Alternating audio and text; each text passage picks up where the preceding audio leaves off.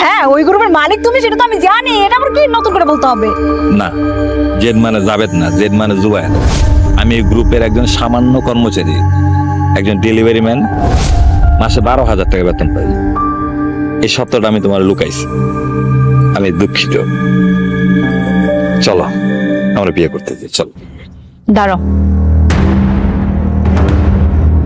Z গ্রুপের মালিক তুমি না, ডেলিভারি ম্যান? তাহলে তুমি যে আমার বাসায় ফোনে অনেক কথা বলতেছিলা? এতে কই আমি একটু ব্যস্ত, আসতে দেরি হবে। বছর ধরে খুঁজতেছে। আরে আজকে শিপমেন্ট আসছে, সেটা তো আমি জানি। আমি কি কই বেটা, তুই কি কস? ঠিক আছে, রাইট। শোন মে শোন, সরি সরি ভাই তুমি বসের রুমে কি করো? সরি সরি স্যার, এটা একটু কোশ্চেন আছে।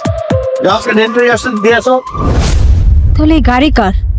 ও গাড়ি, গাড়ি আমার কোম্পানির। আর গাড়ির যে ড্রাইভার পনিরও আমার বন্ধু। বিয়া করবো শুই না, কইলো যে চল তারে আগায় দিই।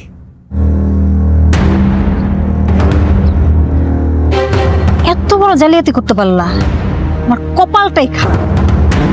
আমি এক পোলার সাথে সম্পর্ক করলাম, ওই পোলা আমার সব কিছু নিয়ে ভাইগা চলে গেল, আর কোনো যোগাযোগই করলো না। তোমার সাথে সম্পর্ক ছিল, তুমি ব্রেকার দেখে তোমার বিয়ে করলাম।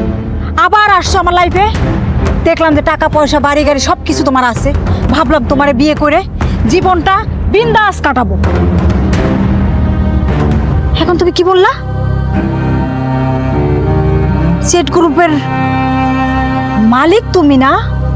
ওইখানে সাথে আমি কি করব? খুশি খুশি লাগে আমার, ফুর্তি ফুর্তি লাগে। খুশি খুশি লাগে ও আমার, ফুর্তি ফুর্তি লাগে। আমার আমও গেল, সালাও গেল, সব গেল।